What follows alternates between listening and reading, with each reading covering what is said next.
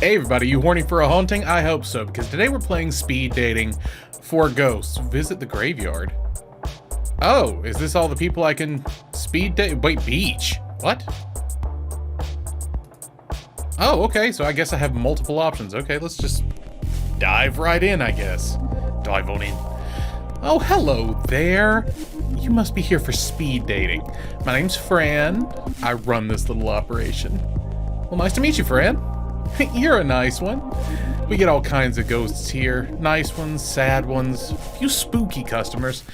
It gets lonely being a ghost. I like being alone. Never met a ghost who didn't need someone to talk to help make sense of all this. I'm doing fine. You don't even want to make a friend? I guess that couldn't hurt. Wonderful! Then let's get started. We've got 3 rooms set up, each with their own super fun themes. You pick one. And sit at the table. What was it? Maybe the text just got bigger so I could see the creepiness more clearly. Then what? Another ghost who also signed up will sit across from you. You'll have a few minutes to get to know them. Then a bell rings and you switch seats. A bell rings from somewhere. Just like that. In all, you'll meet 3 ghosts over 2 rounds, and at the end, you get to choose your favorite.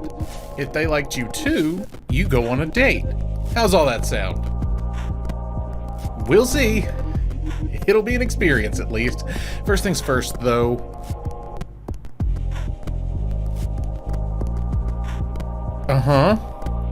Oh, okay. The room of palms, the room of liars, the room of black. You know I'm gonna go for black. The room of black isn't really a room at all. Cool! I picked the one that doesn't exist. It's more of a garden courtyard. The sun beats down as you squint to see what's growing. Rows upon rows of yellow and brown plants drying and rotting in the sun. What fruit these plants produce shriveled on the vine, but there's a peace to this place. The crickets are chirping, and well beyond the garden a train passes. You sit at a table opposite an empty chair. A cow runs by nearby.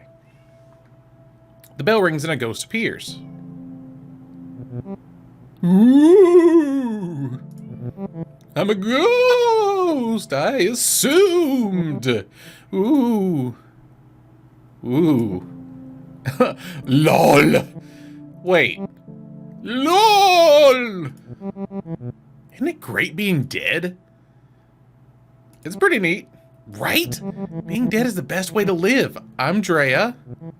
I'm like dead, obviously. Well, nice to meet you, Drea. Square.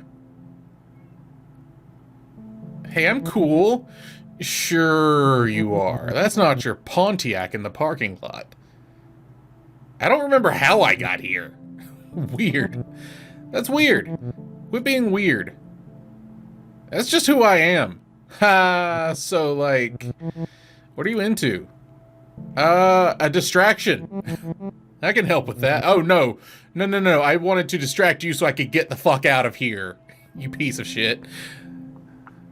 Drea looks around. Man, look at this place. Only ghosts would think a rotting garden is a good place to pick up. And yet you're here. Well, yeah, I'm here. Ever tried dating ghosts in the wild? They all just contort and wail. Not in the good way.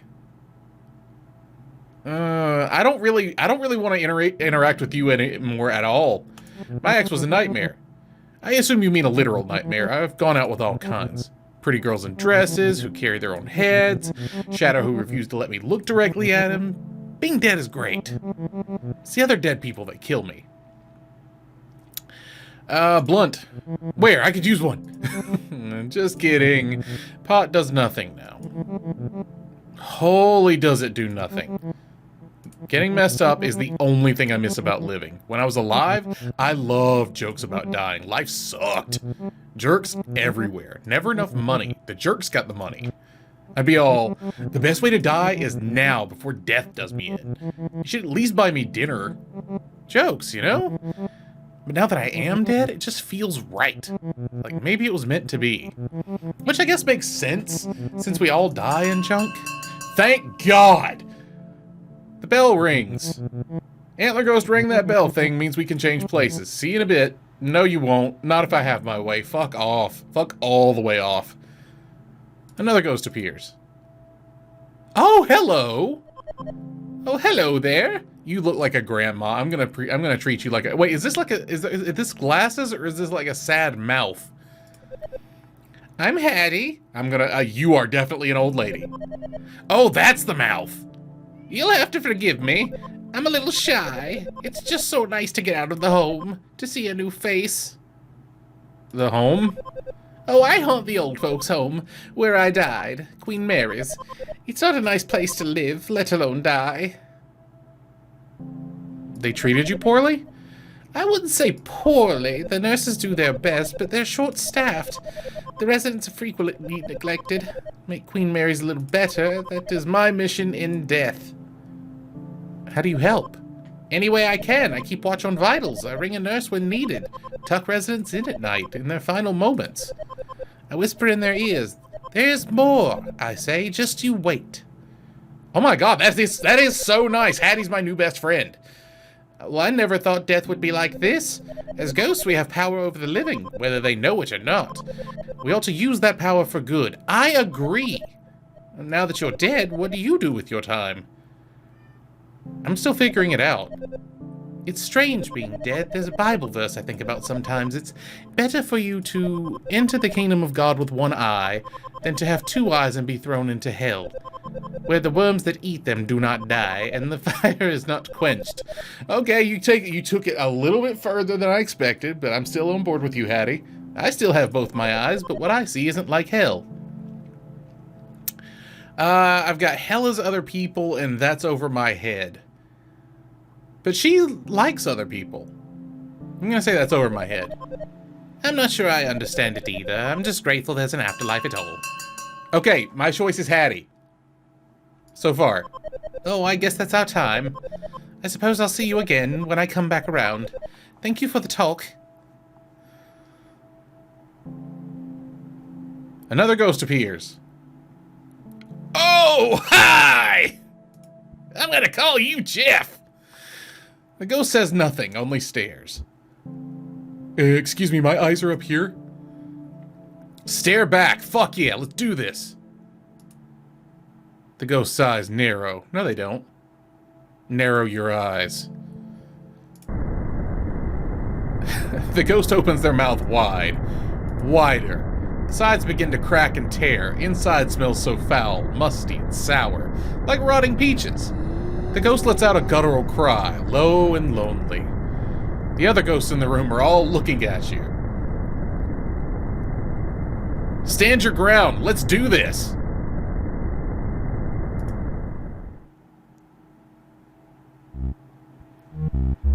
You are not like the others. I can say the same about you. Well, I'm a vengeful spirit, not unique among ghosts, just perhaps among these ghosts. So what brings vengeance to speed dating? I was more. I was a man! An accountant! And that lowers the... Nothing against accountants, it's just not like, you know, firefighter or something. You're an accountant. I feel like you are more as a mouth-bleeding ghoul. Gary. Oh man, I was close. That name sounds wrong now. Silly. Common. Gary like the patter of rain, baseball games, and decaffeinated tea. What happened to Gary? He breathes in deeply, remembering something horrible. What's wrong? The knife. I still feel the blade. The life draining out. Emptied. An empty space where once there was something. Now cobwebs, a draft. Who killed you? I don't remember. He closed his mouth, finally. I don't remember. Can you help me remember? Probably not. I'm gonna go hang out with Hattie. Your time with Gary ends before you have a chance to answer. Perhaps if you get to know Gary a little better, you can help him. Help him remember how he died. It's one way to spend an evening. The second round begins. Everybody's so flippin' gloomy here. I keep thinking, who died? Everyone died. That's the joke. You know that's the joke, right? Man, we should just go haunting. Freak out some fleshbags. Give them something to be afraid of. Maybe. Like you're gonna do better than me here? Or anywhere. Most ghosts are sad as heck or boring. Lots of boring ones, too. What makes a ghost cool? Did you really ask that? If you're cool, you're cool. You just are who you are. You're not trying to wear someone else's bedsheet, you know?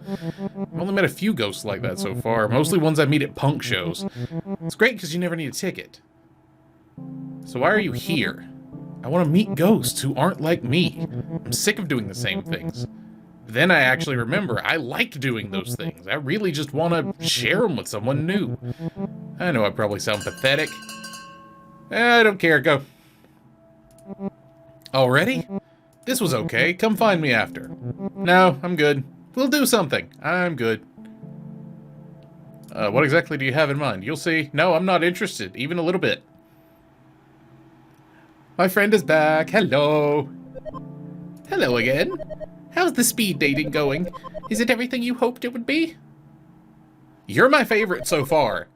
There's no need for flattery. We're already getting along fine. There's something different about you. A light. I can literally see it glowing in there, in your guts. Did you swallow a light bulb? Did you die from internal hemorrhaging when the glass broke? Just don't let it go to your head. Dying has shown me there's still a lot to learn. Always something new worth knowing.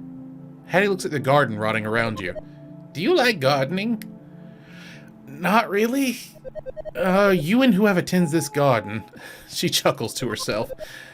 As far as interests go, I'm afraid I'm pretty boring. Beyond growing things and helping people die, there's not much more to me.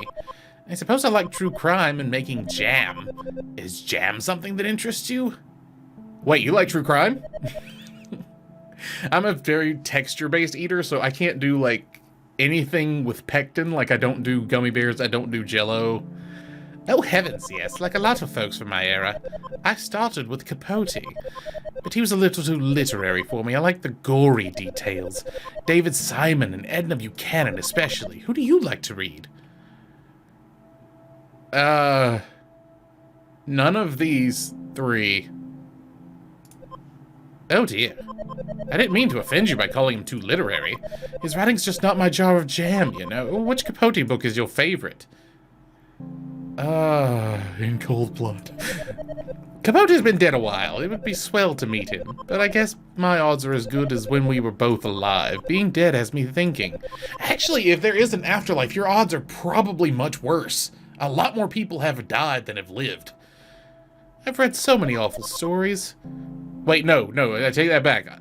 All the people who have died have lived, but there are more of them currently dead than living. So many big cases go unsolved. Detectives and journalists always say, if only the dead could talk. I sometimes wonder if they'd talk to me. Dude, I think the nursing home needs you. I suppose you're right. As good as I am, though. I don't mind a bit of trouble, tee-hee. Hattie is still my favorite. The bell rings. Oop, there's the bell. I'm due at the nursing home tomorrow. I'd be honored if you join me. Yes! It's not as exciting a date as other ghosts might offer, but it has its rewards. Someone dear to me is taking... Oh, no. Someone dear to me is taking a turn for the worse. I'm afraid he only has a few days left. I want to make sure he knows they won't be his last. I don't know. I lost my voice there. That sounds wonderful. I'm pleased that you agree. I'll meet you at Queen Mary's at 7 a.m. Sorry if that's a little early. My best self before noon. Hattie floats over to the next table. She looks back and smiles. Hattie's my favorite. Fuck everybody else. How did you die? Let's focus on you for now. That is fair. I only recall slivers of my last moments alive. Emotions, work, a shadow along the wall. I know these memories are important. I don't know how they fit together. Tell me about the shadow. The shadow was long, dark, but familiar. It crept along the wall. It crept through the office as we worked at night. It came for me. It has a name. Oh, why can't I remember its name? Gary's eyes looked so threatening when you first met him. Now they look sort of sad. Maybe we should go back to your old office. I haven't been back. As much as there's something drawing me to that place, there's more pushing me away. You can do it. Your optimism is a rare thing among our kind. I still feel the blade, the life draining out. Join me after the final bell. Together we will discover why. Alright. I can go with him tonight and then Hattie in the morning. Gary left a strange transit map behind, routes you've never seen. A certain stop is circled.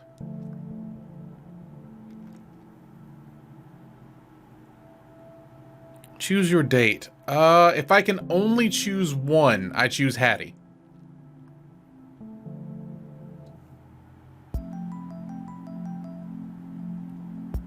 You arrive at Queen Mary's to meet Hattie for your date. It's 7:04 a.m. You're a little late. Looking around, this could be any nursing home. Yellowed walls, stained drop ceilings, supply carts lining the corridors alongside the odd empty IV stand. The sun's not quite up, but the residents sure are. Walking the halls to get a bit of exercise. Chatting over weak decaf in the dining room next to reception. You came! Welcome to Queen Mary's, my home. What do you think? Oh. I think what they want me to say is that it's sad. I can see how you'd see it that way, but she's sad now. To me, it's a place of rest, a waiting room for the afterlife. Behind Hattie, an old woman hangs up the lobby phone. The woman begins to cry. Oh. Her son. Probably making more excuses not to visit. Can we do anything? Not unless you possess her son. Hell yeah, let's do it! And march his sorry butt down here. Hattie's laugh is adorable. Please don't actually do that. It won't help. Besides, there's someone I want you to meet. Hattie floats off down the left corridor. All these corridors look the same, but she knows exactly where she's going. You pass a number of open doors, glancing inside. Some residents watch TV from their beds, others just stare out their windows, or at the walls. Most rooms are bare, a few are decorated. There are tall plants, fine wood furniture. In one room you spot a record collection. Essential possessions transplanted to make this place feel more like home. At the far end of a lonely hall, Hattie stops and turns to you. So, I know this is probably obvious, but we're here to see Milton. He was my partner for 47 years. Oh, I didn't know that. You were speed dating. I thought okay, fine. If you think I'm a firecracker, Milton's all sparks. You'll like him, I think. He's been doing worse lately. How can I help? I've been spending a lot of time here. It has him concerned. Milton says I'm hanging on to the... Milton can see you? He wants to make friends who are more like... Oh, he wants me to make friends who are more like me. Ghosts, he means. I want to show him that I met a good one. I want him to meet you. It will make him so happy. Hattie turns to go into Milton's room. Good morning, Millie. Inside is an empty bed neatly made.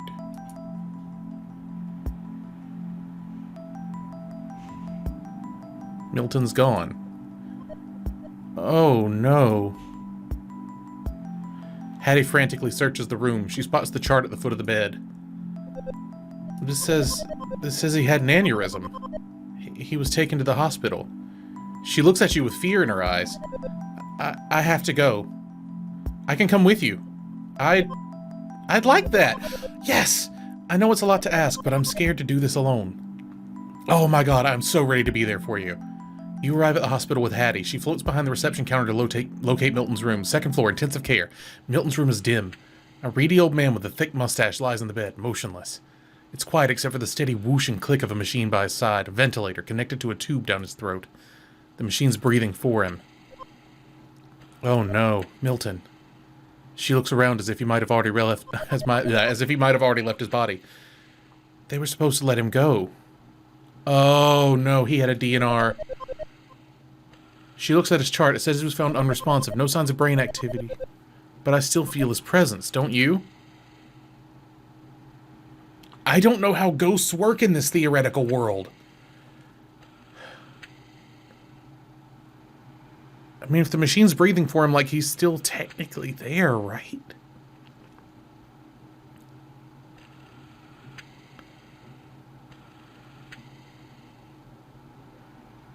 I think she knows better than I do. But where is he? Is he lost somewhere? Is he trapped in there? Oh, Milton. His sister has power of attorney. He didn't want this. He signed a form that said, do not resuscitate. He didn't want this. Hattie looks up. I'm sorry I dragged you here. I know this must be quite awkward. If you don't mind, I'd like to be alone with Milton now. Are you sure you're okay? Yes. I'll be okay. Thank you for everything. As you step into the hall to leave, you can hear Hattie saying something at Milton's bedside. There's so much more, my love. Just you wait.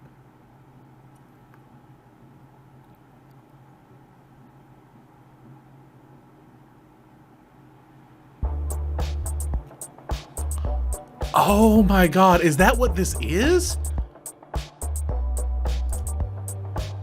Oh my god. Oh, I want to do more of this. I want to meet all the ghosts. Oh my god, I want to do more of this.